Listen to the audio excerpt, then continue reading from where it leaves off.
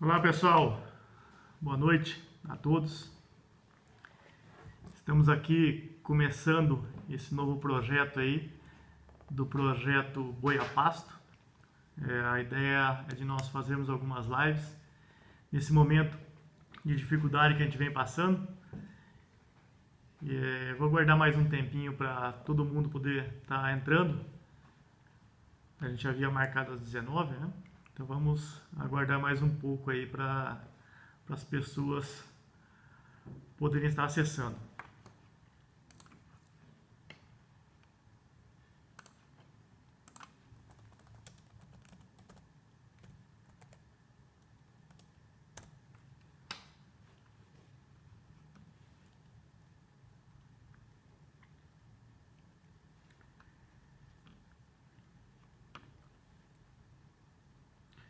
Muito bem, pessoal.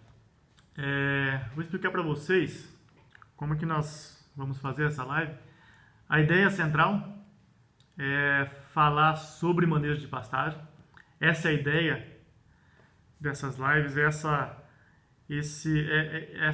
isso que o projeto Boi a Pasto vem a trazer tanto para os estudantes, produtores e empresários aí do meio rural. A ideia é falar sobre manejo de pastagens. Hoje a gente não tem um tema específico para estar falando com vocês. A ideia é começar com um bate-papo. Essa que vai ser a nossa primeira transmissão, tá? Então, como vai funcionar? Vocês vão poder participar da live. As perguntas serão respondidas online. Então, a pessoa solicita participar da live, eu aceito a participação da pessoa, ela vem e coloca a sua dúvida. Qualquer dúvida que seja com relação a manejo de pastagens, tá? Então eu não tenho um critério para escolher a pergunta de quem que eu vou responder. Assim que passa aqui no Instagram a pessoa solicitando a participação, eu aceito a participação da pessoa, ela faz a pergunta, nós discutimos um pouco, vamos tentar limitar isso próximo de uns 5 minutos aí, entre a pergunta e a resposta. E depois a gente fecha, a pessoa se ausenta da live e a gente passa para outra pessoa. A live ela ficará gravada lá no YouTube, no nosso canal do YouTube, que é o Projeto Boi a Pasto, então vocês poderão acessar em um segundo momento. E essa vai ser a oportunidade para vocês conhecerem um pouco mais do nosso projeto, a gente poder trocar mais ideias sobre manejo de pastagens, tá? Então vai ficar lá, a gente vai ficar à disposição para vocês estarem encaminhando perguntas para a gente também. À medida do possível a gente vai estar respondendo essas perguntas, tá? Então vamos começar a nossa discussão. Assim que sair alguém aqui pedindo para entrar na live, eu já vou autorizar a entrada e a pessoa vai fazer as suas colocações e nós vamos fazer um bate-papo. Lembrando que isso é um bate-papo, isso aqui eu não venho aqui com o intuito de palestra, tá? A ideia é de um bate-papo, onde que eu vou tentar estar sanando algumas dúvidas aí e traçando uma linha de raciocínio sobre o manejo de pastagem, o manejo do pastejo, né? A gente vem passando aí, nós estamos numa época de transição das águas para secas, né? A gente já tem que fazer o planejamento para secas. E é interessante a gente começar a observar os passos, o que está acontecendo. Eu vou rodando as fazendas e começo a observar que os pastos já estão secando, a gente já começa a perceber isso. Então a estratégia nutricional aí, ela já começa a gente pensar na mudança, suplementação desses animais com nitrogênio. Vou aqui, já tenho uma solicitação aqui, eu vou adicionar uma pessoa, né? Assim que ela entrar, ela vai se apresentar e nós vamos falar. Uma outra observação, pessoal, é importante que a internet de vocês esteja com um bom sinal para que vocês possam participar. Se eu perceber que vai demorar muito a conexão da pessoa que solicita a participação, eu vou ser obrigado a cancelar e passar para uma próxima. Já tem uma fila de pessoas aqui que estão querendo participar, tá ok? Olha só, então eu já cliquei em uma aqui, ela não funcionou. Eu vou para a próxima, tá? Eu vou passar para a próxima solicitação. Deixa eu encontrar aqui.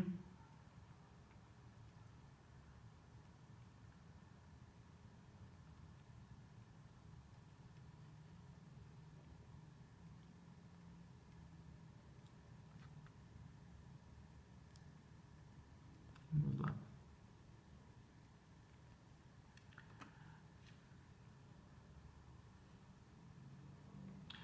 Alguém perguntou aqui se teria como fazer as perguntas via caixinha, né? A ideia da pergunta via caixinha, eu pretendo respondê-las em um segundo momento, porque às vezes elas ficam passando aqui e a gente acaba perdendo a sequência. Mas vocês podem fazer também. Se, por exemplo, como agora não está aparecendo aqui nenhuma solicitação para participação, pode ser feito via caixinha e aí eu leio a pergunta aqui e a gente dá sequência, enquanto não tem ninguém para participar ao vivo da live. A preferência é na participação ao vivo, mas pode ser na caixinha também. Deixa eu até verificar aqui. Tem uma aqui do Aurélio Rosa, que está perguntando qual que é o ponto de equilíbrio de adubar pastos nesses preços de adubo e ureia. Aurélio, a gente está entrando, inclusive, em uma época agora que dificilmente a gente vai fazer adubação, tá? Então vamos pensar na fase que a gente vai entrar. Nesse momento a gente não vai fazer adubação, exceto em situações de vedação de pasto. Por exemplo, nós fizemos na Fazenda da Universidade um trabalho de vedação de pasto que nós montamos. Nós fizemos uma adubação essa semana com sulfato de amônio, né? E por nossa sorte, inclusive, hoje choveu muito aqui na cidade de Uberlândia, então essa adubação a gente vai ter um resultado interessante. A questão do preço, dólar lá em cima, né? Então isso acaba levando o preço do insumo, o preço dos fertilizantes lá para cima. Normalmente, quando a gente tem altas da arroba ou altas das commodities de forma geral, os preços dos insumos eles crescem também. A conta que deve ser feita, na semana passada eu estava conversando com um colega, um consultor, e ele estava me perguntando: Leandro, qual que é o ponto de equilíbrio, como que eu faço a conta de quanto de nitrogênio que eu tenho que aplicar por hectare para aumentar uma UA, ou para aumentar uma vaca por hectare. Existe um trabalho do Marta Júnior, onde ele fez uma compilação de alguns outros trabalhos, onde que ele mostra que 50 kg de nitrogênio aumenta uma unidade animal por hectare. Essa é a conta. Só que isso vai de 40 a 200 kg de nitrogênio. Então a gente tem que levar esse número não como um número que vai acontecer em todas as situações, mas que é um norte. 50 kg de N para aumentar uma UA seria numa situação de que eu tenho corrigido o fósforo e potássio, por exemplo, um solo de boa fertilidade. Já num ponto onde que eu tenho um solo arenoso com baixa fertilidade em fósforo e em potássio, por exemplo, talvez eu tenha que aplicar mais nitrogênio. O importante é que esses nutrientes eles têm que ir de forma equilibrada e não só pensando no nitrogênio em si. O ponto de equilíbrio econômico, aí cada produtor tem que fazer a sua conta. Quanto que está custando um adubo, ele aplicado, ele colocado e aplicado dentro da fazenda, e qual que é o preço do produto comercializado. Eu vou aqui aceitar mais uma participação.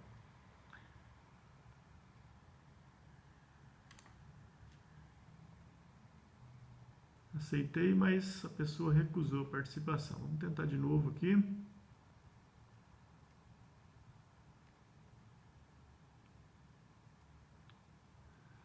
Vou pedir para o meu assessor, o Emerson, me mandar uma mensagem aqui. Emerson, como que eu encontro aqui onde que estão as solicitações? Que eu vi que elas estão agrupadas, mas eu não estou encontrando na tela aqui.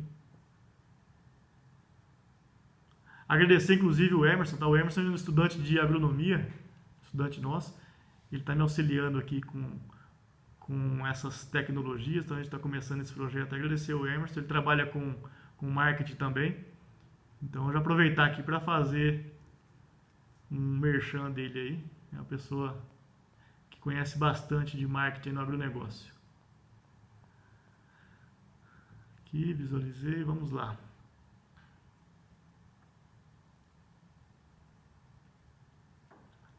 Aceitei o Bonfim aqui. Só aguardando ele entrar na live para a gente começar a conversar.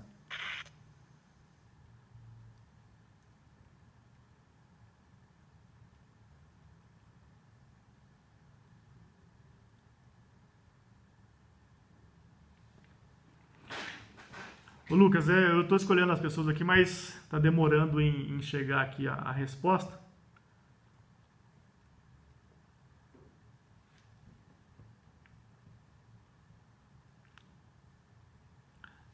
O Lucas, eu participei de uma live com o Lucas esses dias também.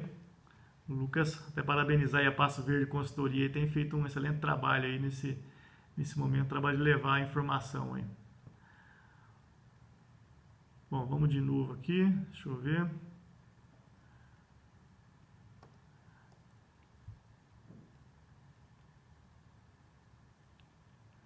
Devagarinho a gente vai aprendendo a lidar com essas coisas, tá, pessoal?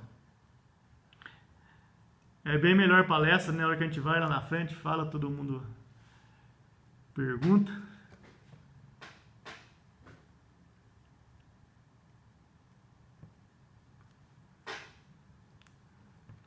Emerson, você está me dizendo que está na parte superior, mas na parte superior da minha tela aqui não tem as bolinhas.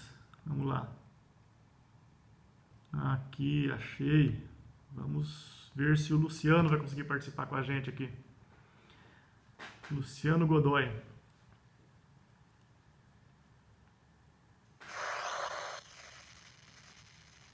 Olá, Luciano. Olá, boa noite. Boa noite, tudo bem? Tudo bem? Obrigado aí pela participação na live.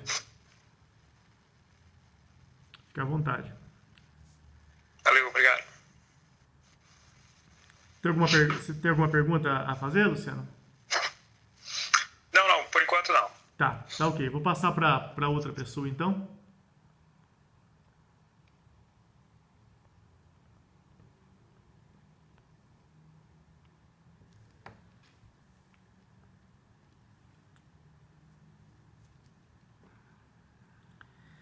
Cliquei aqui no nosso amigo Lucas, Pasto Verde Consultoria, offline, vamos lá. Uma sequência aqui. Pessoal, quem quiser às vezes escrevendo alguma perguntinha aí também, enquanto eu não acesso a resposta, a pergunta online aqui, eu posso ir respondendo para vocês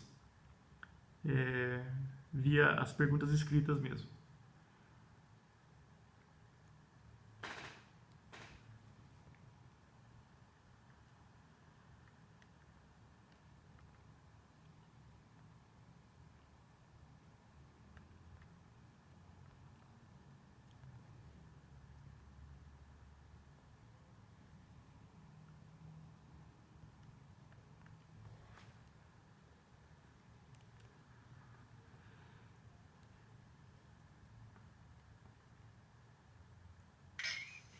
Oi.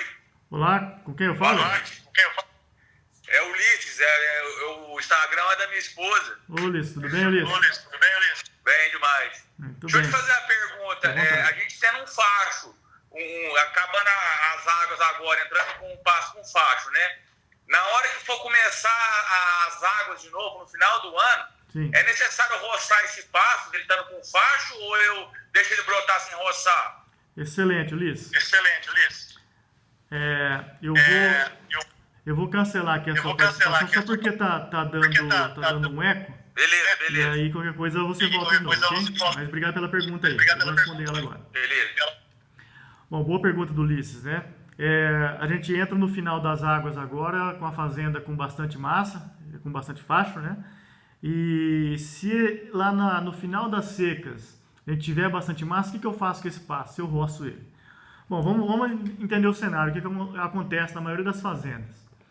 Nós chegamos agora aí no mês de março e abril, normalmente é a época que a fazenda mais tem massa. Se a gente fosse olhar os estoques mensais de alimento na fazenda, pensando em pasto, essa é a época do ano que a gente mais tem massa, porque a forragem veio acumulando durante a estação de crescimento, é onde que eu tenho mais massa. A partir de agora a coisa começa a inverter. Eu começo a ter o fotoperíodo um pouco menor, temperatura mais amena em algumas situações e principalmente falta de chuva. E em fazendas que não tem muito ajuste de lotação, onde que a lotação das águas é a mesma da seca, a tendência é que na seca a massa de forragem ela diminua. E a hora que a gente chegar lá no final das secas, pensando em sudeste, centro-oeste, a hora que nós chegarmos nos meses de setembro, outubro, essa é a época onde a fazenda menos tem massa. Tá? Então o estoque de massa nessa fazenda ele é mínimo nessa época. Isso é o ideal. O ótimo para esse pasto rebrotar é que no início das chuvas, lá na primavera, o ótimo é que ele esteja baixo, pasto rapado.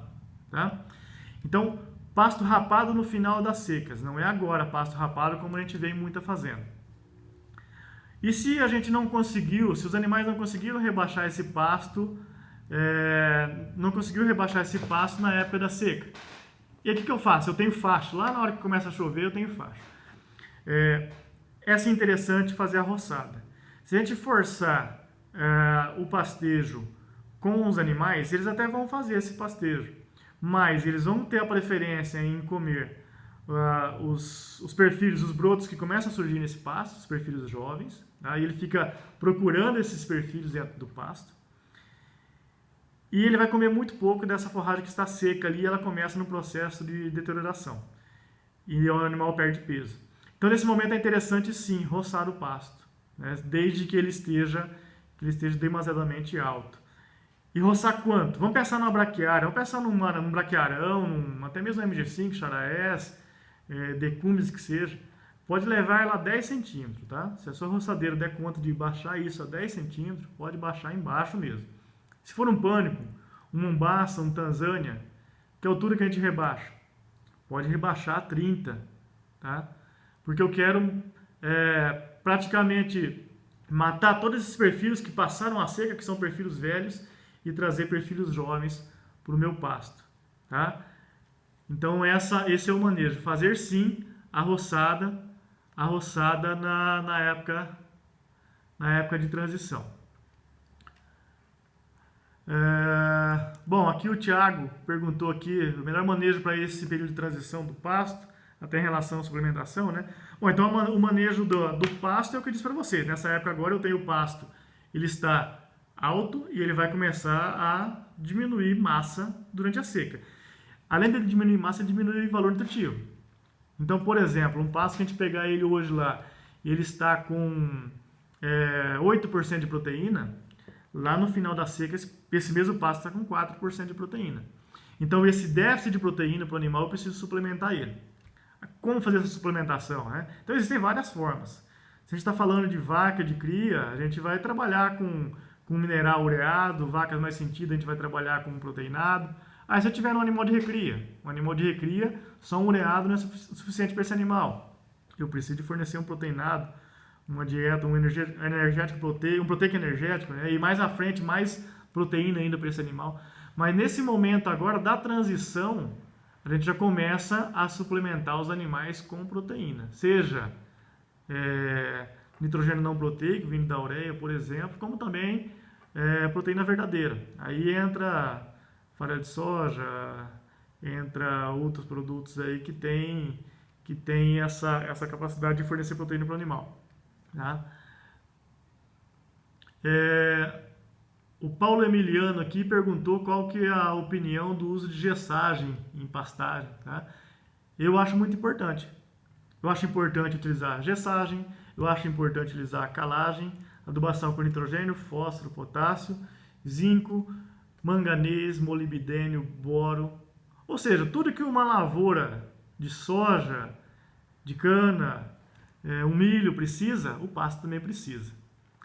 E muitas vezes precisa em maior quantidade. A exigência de um pasto, muitas vezes, ela pode ser maior do que uma lavoura. Tá? E aí vem aqui, complementando, né? A gessagem, você acha que agrega para a prolongação da qualidade do pasto na seca? Sim. Por quê? Quer dizer que o gesso ele faz com que o pasto não sofra com a seca? Sim. Por que isso acontece? Qual que é a função do gesso? Duas principais funções do gesso: fornecer cálcio como nutriente três funções, né? Fornecer enxofre, também como nutriente, e uma função interessante é lixiviar alumínio tóxico, levar esse alumínio para baixo. Quando esse gesso auxilia no movimento desse alumínio tóxico nos solos, o meu sistema radicular faz o quê? Aprofunda, vai mais para baixo. Quando o sistema radicular se aprofunda mais, a planta sofre menos com a falta de chuva. Tá? Então, essa é a importância do gesso. Agora, não é o gesso em si que vai resolver todos os problemas. Tá? Então, normalmente, o que nós consideramos? Consideramos que a calagem tem uma ação aí aproximada na camada de 0 a 20 centímetros em uma formação de pasta, quando eu faço a incorporação, e o gesso vem agir aqui embaixo. Não que o gesso não age aqui em cima, age, mas o gesso tem a capacidade de movimentação no perfil do solo. Tá? Então eu acho o gesso sim muito importante para o uso em pastagem. Vamos lá, vamos ver outras perguntas aqui. O que eu acho sobre fontes gradativas de fósforo, tá? De liberação lenta, né? Deve ser isso que o Igor está perguntando. O fósforo, se for na formação, o que nós recomendamos? Na formação, na grande maioria das vezes, nós trabalhamos com fonte solúvel. Né? Aí vem MAP, super simples, tá?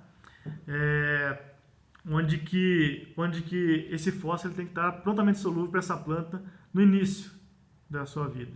Por que tem que estar prontamente solúvel? Porque essa planta, ela entrou em um ambiente agora que ela vai competir com outras plantas. Tá? Ela vai competir com, principalmente, plantas daninhas. Então, nós precisamos de fornecer esse fósforo rapidamente para essa planta germinar, perfilhar e colonizar o solo. Já em pastos estabelecidos, a gente pode trabalhar com fontes solúveis e fontes de liberação um pouco mais lenta, para que essa liberação seja gradativa ali nesse pasto. Tá? Então, em estabelecimento, fonte solúvel. Pasto estabelecido, já um pasto perene, pasto até lá 5 anos, eu posso trabalhar assim com essa liberação mais lenta. Tá? A Fernanda Basta perguntando aqui se no início das águas ele tiver faixa, quanto tempo esse material morto será decomposto?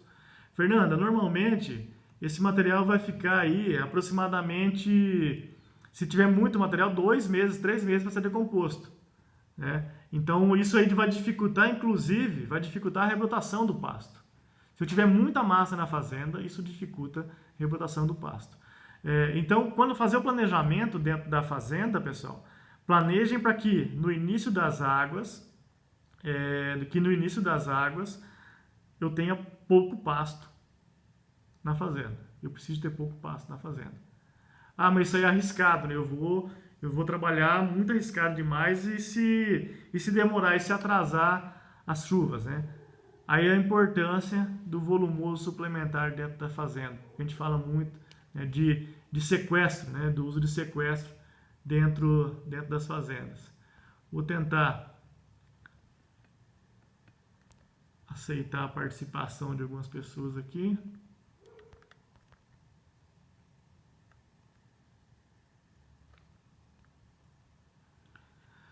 Bom, não está indo. Me perguntaram aqui, o Alfredo, o que eu acho de calagem em pasto estabelecido.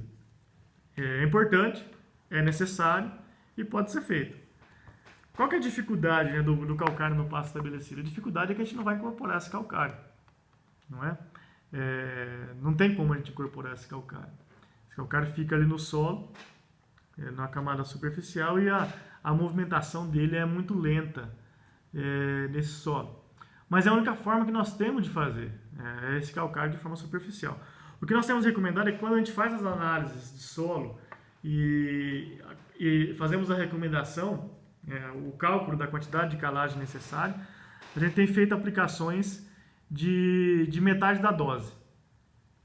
Pelo motivo de que esse calcário vai ficar superficialmente e a gente vai ter dificuldade aí na movimentação dele no solo. Agora, quando eu tenho um pasto, que eu tenho um sistema radicular bem desenvolvido, a porosidade do solo, ela está satisfatória, não tem um solo compactado. Essa movimentação desse calcário, ela é um pouco maior. Então, A gente faz sim aplicação de calcário em pastagem estabelecida, respeitando aí as recomendações de trabalhar com metade da dose. Vamos ver se eu consigo colocar alguém para participar online aqui. Enquanto não consigo, deixa eu ver alguma outra aqui. O Alexandre me pediu da mistura de braquiária e mombaça na formação do pasto. Qual que é a minha opinião? Bom, a gente aprendeu desde a época nossa de faculdade, lá da minha, dos mais antigos e dos jovens que estão aí na faculdade, que não se mistura capim na formação, né? Ou se forma mombaça ou se forma braquiarão. E nos últimos tempos está tendo uma quebra de paradigma com relação a esse conceito. E eu tenho concordado com isso também, mas obviamente que pesquisas têm que ser realizadas, né? Onde que eu não recomendo fazer o consórcio? Esse exemplo de consórcio de braquiarão e mombaça. Onde que eu vou estabelecer um pasto que vai ser utilizado de forma intensiva. Onde que eu vou fazer calagem, gessagem, adubação, vou trabalhar com elevadas lotações. Então o meu manejo do pastejo ele tem que ser ou para o mombaça ou para o braquiarão. Por quê? Porque como o manejo vai ser intensivo, se eu usar o manejo de um em detrimento do outro, o pasto que eu estou respeitando a condição de manejo, ele continua na área. O que eu não estou respeitando a condição de manejo, ele desaparece. Já num pasto, um pasto que vai ser explorado de forma extensiva ou não tão intensiva, o uso do consórcio ele pode ser interessante, tá? Principalmente para os primeiros anos. Por que o pessoal tem feito o uso do mombaça, por exemplo, um capim cespitoso junto com um capim que cresce mais rasteiro, para colonizar os espaços de solo descoberto que tem entre as touceiras de mombaça. Com o tempo, o que vai acontecer com esse pasto? Com o tempo, a predominância vai ser da planta forrageira que foi mais respeitada, que teve o seu manejo mais adequado. Se eu manejar esse pasto mais alto, quem vai permanecer na área vai ser o mombaça. Se eu manejar esse pasto mais baixo, quem permanecerá na área vai ser o braquiarão nesse caso. Então pode ser utilizado, a Embrapa tem trabalhado com algumas pesquisas nessa linha de raciocínio aí, pode ser utilizado sim, mas com o tempo um dos capins vão prevalecer na área, né? Então se a gente fez lá uma mistura de sementes, meio a meio, né? 50%, 50%, e no início eu tenho lá metade de mombaça e braquiarão. Com o passar do tempo, a população de plantas vai se reajustando e a gente vai tendo aí a adequação do sistema, tá? Deixa eu ver aqui mais algumas perguntas. O Alfredo perguntou o que eu acho da calagem incorporar com a grade, né? Sim, no caso do estabelecimento, eu já falei, no caso do estabelecimento a gente precisa incorporar, é interessante incorporar. No caso da passagem estabelecida não há possibilidade da gente fazer a incorporação. Vamos lá. O Lucas Coimbra, para melhores respostas de forrageiras com média exigência, como o Marandu, quantos ppm de fósforo trabalhar? Bom, Lucas, a gente não deve considerar só o fósforo, a gente tem que considerar todos os nutrientes dentro do nosso sistema. Mas vamos pensar no fósforo em si. Fósforo, normalmente, para esse sistema, nós vamos tentar elevar nossa quantidade de fósforo no solo entre 8 e 10 mg por decímetro cúbico, 8 e 10 ppm. Essa é a nossa meta. Mas não esquecer dos outros nutrientes, nitrogênio, potássio, enxofre e os outros minerais, tá? Pergunta do Caio Terim, que vale mais a pena jogar 100 kg de ureia em 400 hectares ou 200 kg por hectare em 200 hectares, né? Tá. Caio, quando eu tenho um sistema já extremamente intensivo, aonde que eu tenho os nutrientes fósforo e potássio corrigido, eu posso entrar forte com nitrogênio, eu posso entrar aplicando 200, 300 kg por hectare. Tá? Quando eu tenho um sistema onde que eu estou elevando o meu balanço de nutrientes, a minha concentração dos demais nutrientes, A sugestão é jogar menos em mais áreas, em uma área maior. Então depende da situação que você tem na fazenda. Em um sistema que você tem ele já o solo corrigido, a recomendação é intensificar em uma área. Eu trabalhar com 200, 300 kg de nitrogênio nessa área, que essa área vai responder porque ela está balanceada, fósforo, potássio, enxofre, cálcio e magnésio. Tá? Então valeria mais a pena no intensivo colocar mais e numa área onde você está começando a correção, a gente trabalhar com doses menores. Tá? Deixa eu ver se tem alguém pedindo aqui para participar da live. Não tem, vamos continuar nas perguntas então.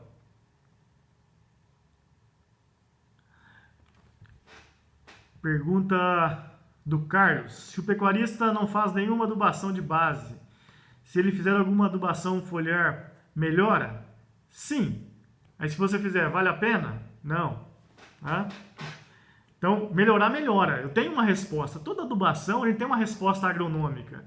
Mas, e o econômico, onde que vai, né? Então, a adubação foliar, pessoal, ela vem em complementação à adubação de base. Nós temos trabalhado muito aqui na universidade, feito bastante trabalho com adubação foliar. Eu tenho feito muita palestra com adubação foliar. A gente vai ter um capítulo de livro agora, que era para... Essa palestra era para estar acontecendo, se eu não me engano, essa semana, lá em Alta Floresta, no simpósio de adubação de plantas lá, onde que a gente mostra, mostra tanto nas palestras quanto nessa revisão que nós fizemos, que a adubação foliar ela não substitui a adubação de base. Tá? Vou fazer uma conta rápida para vocês aqui. Pegar um fertilizante foliar qualquer, aí um fertilizante que tenha 20% de nitrogênio nele. Tem alguns aí no mercado que tem próximo disso, alguns menos, outros mais. E aí a recomendação lá do vendedor é aplicar 2 litros por hectare.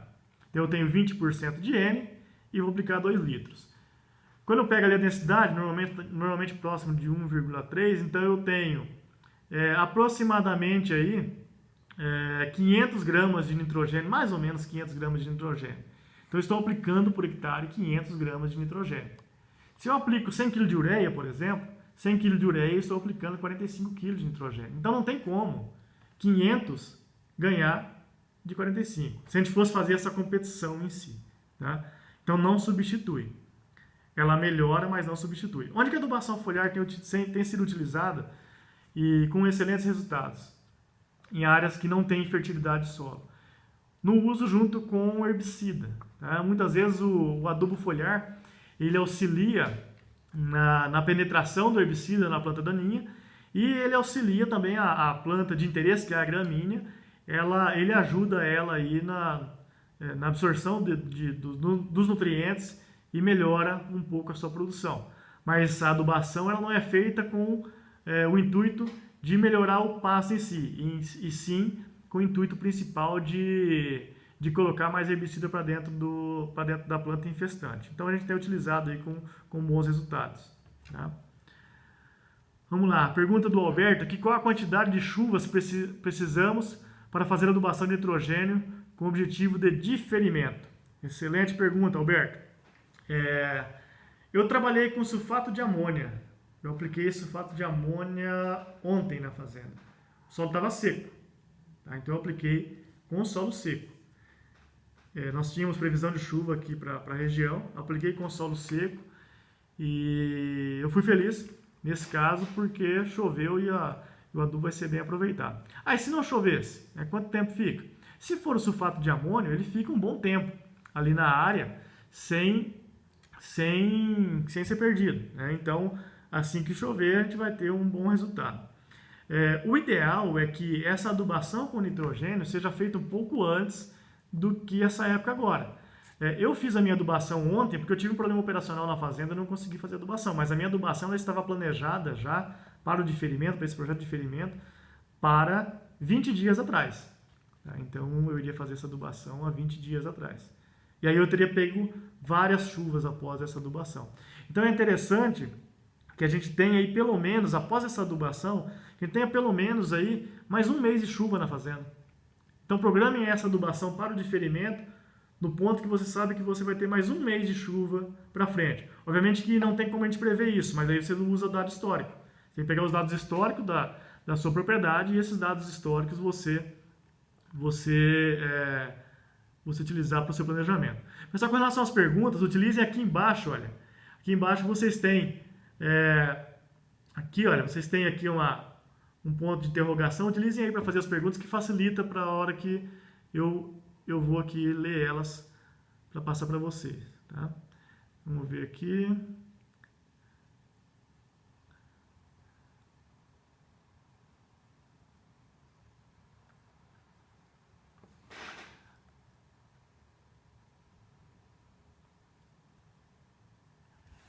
Em um sistema rotacionado em solo com baixa matéria orgânica, o que acha de ser trabalhado com... Deixa eu ver, não estou conseguindo ler toda ela aqui. Alfredo, o que seria que... Eu não estou conseguindo ler a sequência da sua pergunta, tá?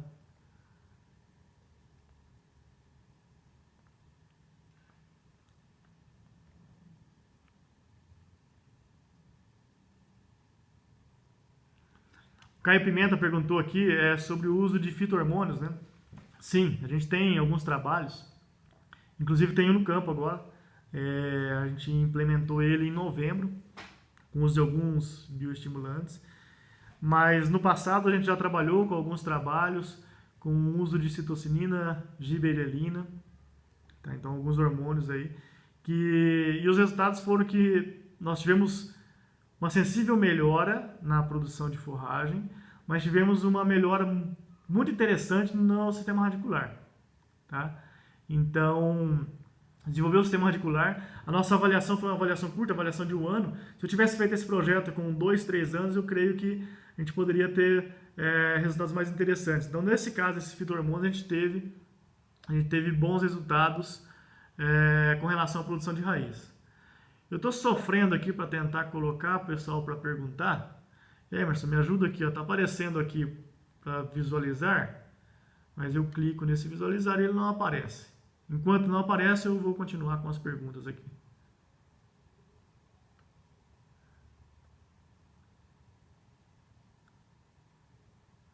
Vamos lá, deixa eu ver mais alguma pergunta aqui.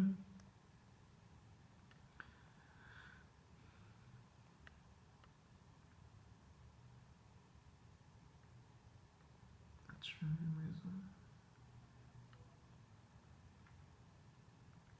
Aqui perguntaram adubos de pastagem contendo ácido úmico e ácido fúvico, o que eu acho.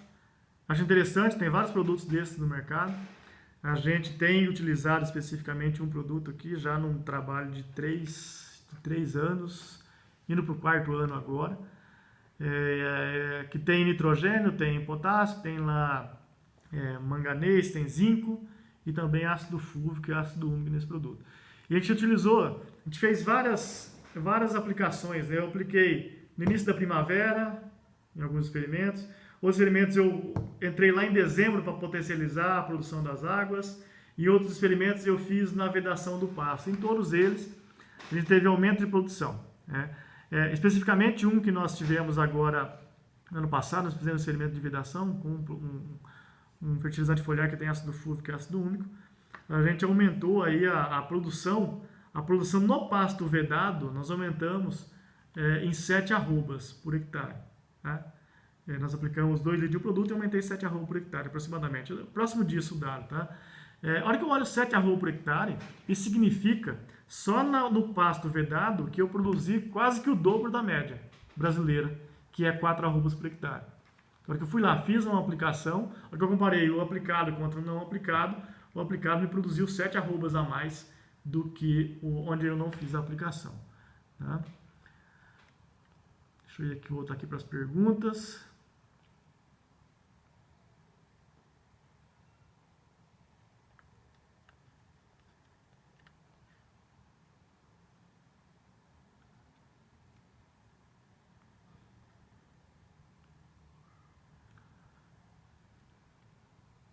Estou acessando aqui, vamos lá.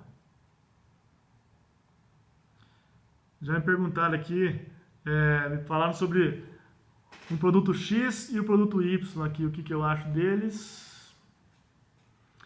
Não sei te responder. Eu não vou falar sobre produto comercial, pessoal, sobre nome comercial aqui.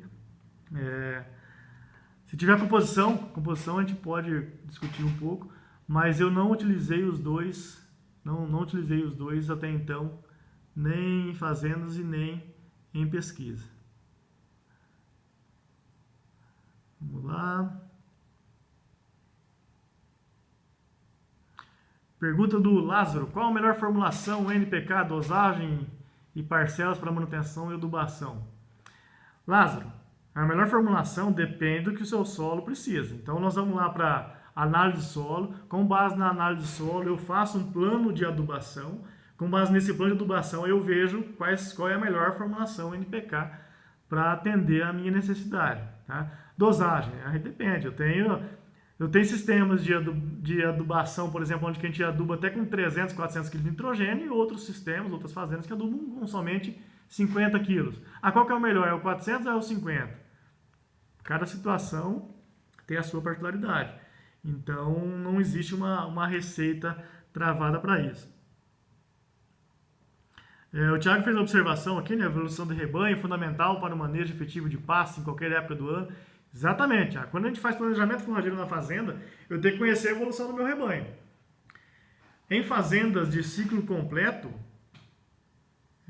e se essa fazenda usa confinamento, facilita muito o nosso planejamento. Porque eu loto a fazenda na época das águas e esvazia a fazenda na época da seca. Loto nas águas, esvazia na seca. Loto e esvazia. Não é que esvazia 100%, obviamente que a gente tem as vacas, né? Mas a gente diminui a lotação, joga a lotação lá para baixo. Então a gente consegue fazer esse planejamento quando a gente tem essa estrutura. Dani Moraes perguntando aqui: na minha percepção, a irrigação de pastagem ganhará mais adeptos com a intensificação da produção a pasto? Sim, claro. A adubação de pastagem é interessantíssima. Mas ela é uma ferramenta que ela deve vir após o produtor aprender a adubar pasto e após o produtor aprender a manejar o pastejo. E não o inverso. Muita gente vai e monta o sistema de irrigação primeiro. Não é isso que deve acontecer. O sistema de irrigação, eu tenho que ir intensificando o meu sistema. A hora que eu não dou conta mais de intensificar, eu venho com água. E não o inverso.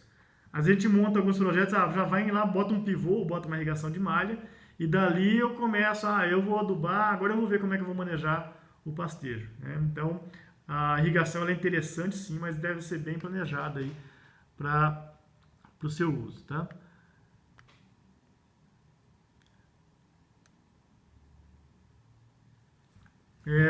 Aqui o Vanir Cássio perguntou: uma adubação de correção passa a ser inviável em pastos de quantos anos até a renovação total? Não existe idade, Vanir, de pasto para ser adubado. O que a gente tem que fazer é uma avaliação de qual que é a condição desse pasto. Às vezes eu tenho pasto que foi formado há 3, 4 anos e 50% da área desse pasto é solo descoberto, 30% é invasora, e só sobra 20% de capim. Esse pasto não adianta adubar. Né? Ao ponto que às vezes eu tenho um pasto de 20 anos, que eu tenho desse pasto 10% de solo descoberto, eu tenho 20% desse pasto com praga, com planta daninha, e o restante é capim. Esse pasto eu posso adubar. Então não tem uma idade, sim uma condição do pasto. Né?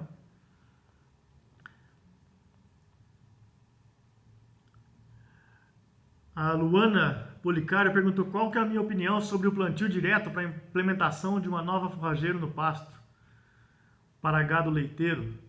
Na realidade, Luana, não só para gado leiteiro, para qualquer tipo de animal. A gente tem feito trabalhos com plantio direto de capim com resultados muito interessantes. Né? Nós montamos um rotacionado no projeto Boi a Pasto, um rotacionado de capim mombaça, e esse rotacionado ele foi implantado em cima de um pasto de braquiarão. Nós fomos lá, dessecamos o pasto de braquiarão, rebaixamos bem o pasto, dessecamos e entramos com uma plantadeira fazendo plantio direto. No nosso caso, foi plantio enterrado, tá? Nós utilizamos uma plantadeira de soja e com essa plantadeira a gente fez o plantio direto. Coloquei o adubo na caixa do adubo, normal ali na frente, e a semente lá atrás, na caixa da semente. Utilizei disco de sorgo nesse caso, um plantio bem superficial, no caso do mombaça. Tinha semente que ficava até descoberta, depois com a chuva ela era coberta. A gente teve um resultado bem interessante. Tá? Então não só para gado leiteiro, também para gado de corte pode ser utilizado. Existe algumas ferramentas de plantio direto que o pessoal tem utilizado bastante, inclusive alguns pesquisadores da Embrapa, lá do Acre, têm trabalhado com plantio direto de capim, e que é o plantio a lanço. Então vai lá, desseca o capim e entra fazendo o plantio a lanço. O que eles têm visto, né, nas pesquisas deles é que eles têm que aumentar a taxa de semeadura em pelo menos 2 vezes. Então, uma recomendação de plantio, onde que a gente teria que fazer, aplicar, por exemplo, a 10 kg de semente, colocar 10 kg de semente, a gente precisa de pelo menos 20 nesse plantio a lanço. Deixa eu ver mais pergunta aqui.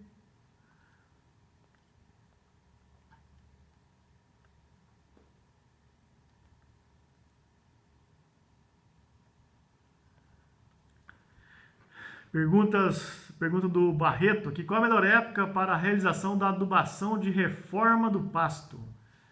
Tá? Eu imagino que seja a adubação de recuperação do pasto, né, Barreto? A melhor época para se fazer essa adubação de recuperação do pasto é no início das chuvas. Tá? Se o seu pasto está em recuperação, se você pretende recuperar esse pasto, é no início das chuvas. E por que no início das chuvas? Porque nesse momento é o momento que as plantas infestantes também começam a crescer, né? Então esse é o momento de nós fazermos a adubação para o capim começar a sombrear essa planta infestante. Então o que eu faço? Eu vou lá, adubo o capim, ele sobe, sombreia, porque o crescimento dele a princípio é para ser mais acelerado do que a planta infestante. A hora que ele começa a crescer, daqui a um pouco eu entro com herbicida. Entro com herbicida e faço o controle dessas plantas infestantes. Ok? Vamos ver mais alguma pergunta aqui.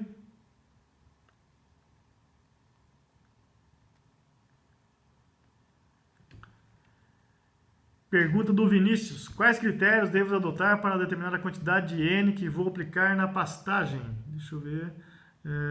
O final da pergunta do Vinícius. Tendo em vista custo-benefício.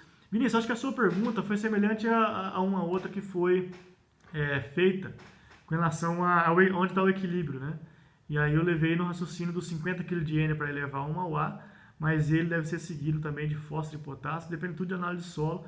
E aquilo que eu mencionei anteriormente, né? Depende da quantidade de adubo que eu tenho que aplicar e qual que é o custo desse adubo e quanto que eu estou recebendo pelo produto.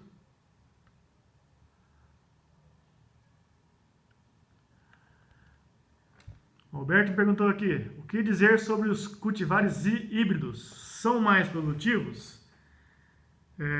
Bom, eu acredito que a comparação sua, Alberto, é mais produtivos em relação aos cultivares que existem atualmente no mercado, né?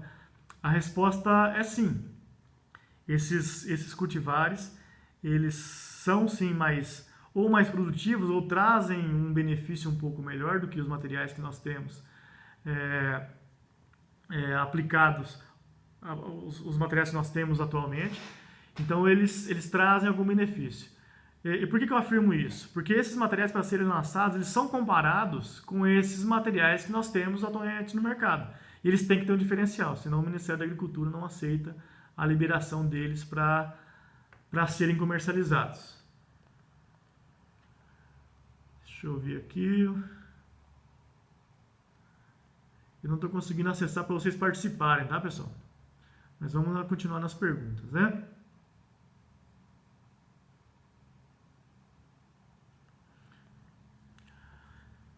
Tiago está perguntando, né, sobre condicionador de solo, usar cama de frango ou condensador à base de trufa tratada.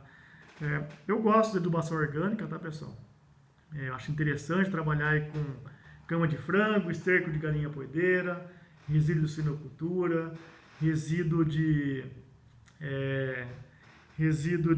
leiteria. É sempre interessante porque esses materiais eles são ricos em nutrientes. Qual que é o problema disso? Ou uma limitação, a gente poderia chamar assim. É volume. Muitas vezes a gente precisa de aplicar um grande volume para que consiga fazer o trabalho de condicionador de solo, com matéria orgânica, por exemplo, e também com fornecimento de nutrientes. Então, qual que é a conta que a gente tem que fazer? Quanto que está custando o quilo do nutriente aplicado? O NPK, por exemplo, a gente nem entra muito nos micros, mas principalmente o NPK. Quanto que custa o quilo do NPK aplicado desses fertilizantes, comparados aos fertilizantes que nós temos à disposição na região, tá? Então, o que muitas vezes inviabiliza o uso desses produtos é o frete, né?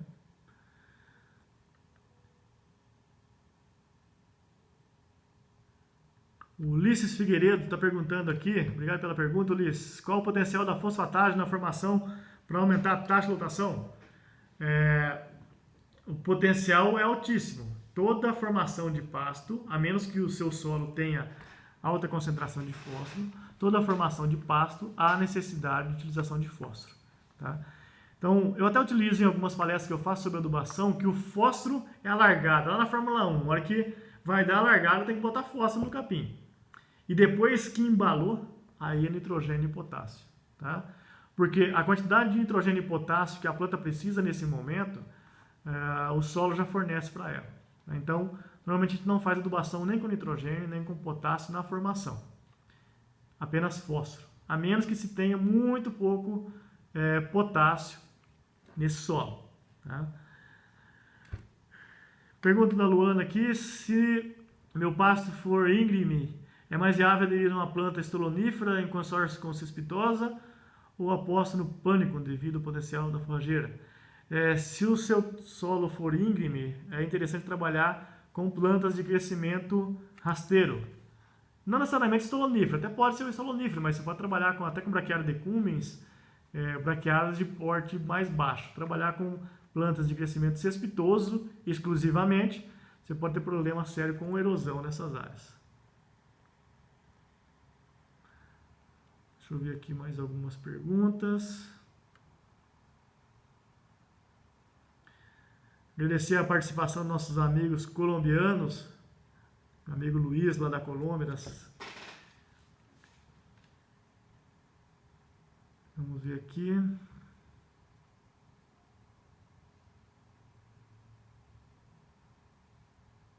O Thiago Granato perguntando, que eu vou colocar na tela para vocês aqui. No caso do plantio direto de uma braquiária híbrida, por exemplo, qual a distância entre as linhas?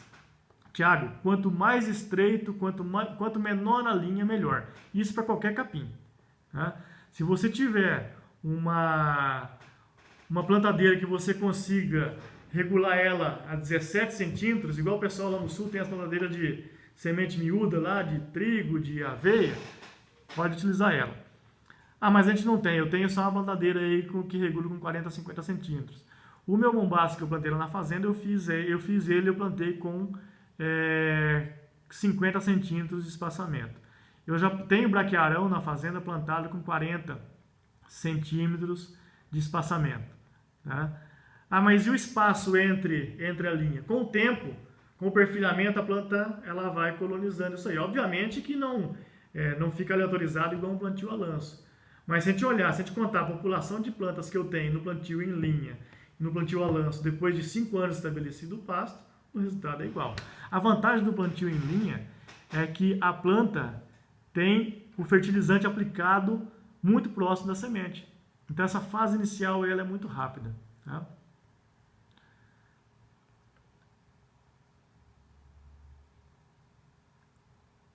Aqui. Pergunta do Henrique: qual a sugestão de ajuste de lotação nas águas secas em Zures rotacionado? Lotação nas águas de 6 UA, deixa eu ver o que ele falou aqui, 6 UA por hectare. Qual a sua sugestão de ajuste de lotação nas águas secas?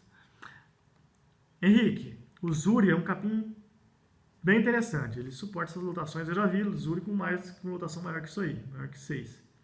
Mas o Zuri vai chegar na época da seca e ele não vai suportar essa lotação. Né? Então você ou vai ter que diminuir a lotação da sua fazenda como um todo, ou você vai ter que trabalhar com pasto vedado. Por isso que nós temos que encarar a fazenda como um sistema. Eu tenho meu rotacionado de Zuri lá que é intensivo, que ele lá eu adubo ele, eu forço no manejo na época das águas, eu potencializo ele nas águas e vou deixando as áreas mais marginais, que nós chamamos de pulmão, que pode ser utilizada para o Zuri na época das águas, mas também ser utilizada para a época da seca. E aí fazer o ajuste de lotação. Lotação alta nas águas e lotação baixa nas secas. Isso é fruto do planejamento nosso. Mas eu não consigo. A minha lotação ela é constante durante o ano todo.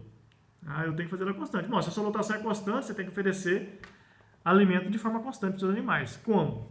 Seja via vedação de pasto, seja via suplementação com volumoso, você tem que encontrar uma forma de fornecer alimentos aí para o seu gado durante o ano todo.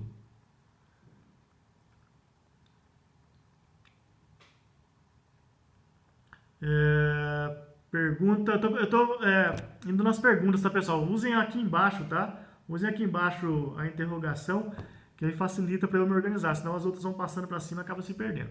Pergunta do Alberto: em solos corrigidos acima de 50 kg de N, podemos usar de uma vez? 150 kg, parcela ou joga de uma vez, tá?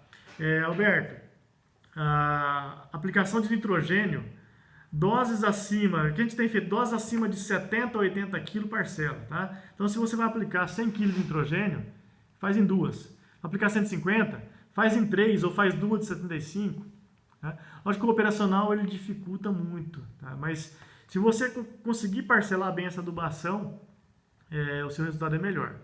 Então, eu tenho aí um mínimo de 50 kg de N e um máximo de 80 kg de N.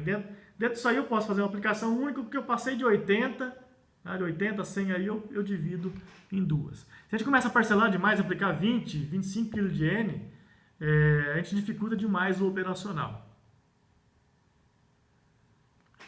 Vamos lá para a pergunta. Essa aqui já foi.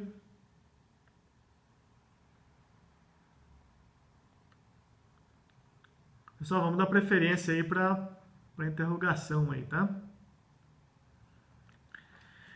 Pergunta da Sâmia: nessa área de mombaça que você fez plantio direto com a plantadeira, utilizou qual taxa de semeadura? Sâmia, como a nossa área era uma área experimental e nós não podíamos perder o plantio, nós utilizamos uma taxa de semeadura de 7 kg de sementes puras por hectare. Agora, alguns estudos devem ser feitos, eu até vou lançar aqui, colocar não um desafio, mas colocar isso para os colegas, pesquisadores que trabalham também na área de pastagem, talvez testar isso, taxa de semeadura em plantio direto. A hipótese que a gente tem é que essa taxa de semeadura ela pode ser diminuída pela metade ou menos. Tá? Então, a gente pode jogar essa taxa de semeadura lá, pensando em pânico, tá? Pensando em 3, 4 kg de semente por hectare, que forma um pasto muito bem formado. Mas isso a gente tem que fazer mais estudos. Tem uma turma aí trabalhando com esse tipo de experimento. Vamos lá para a pergunta. Já fui aqui.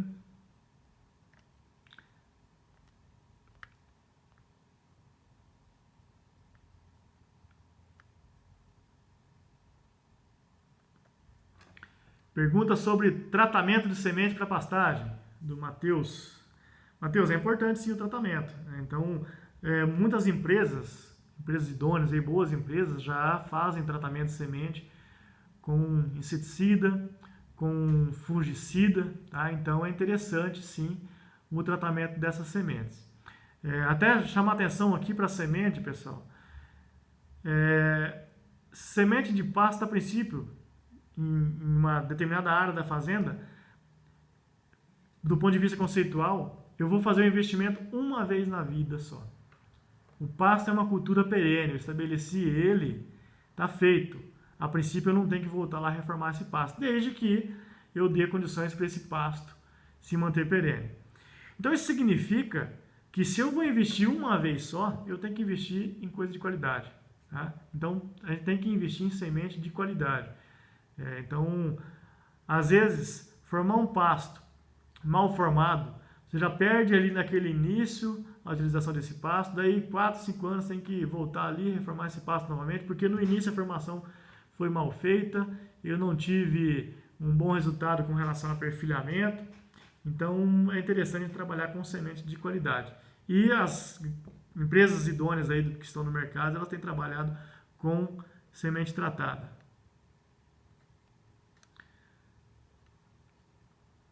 Fechar aqui do Matheus.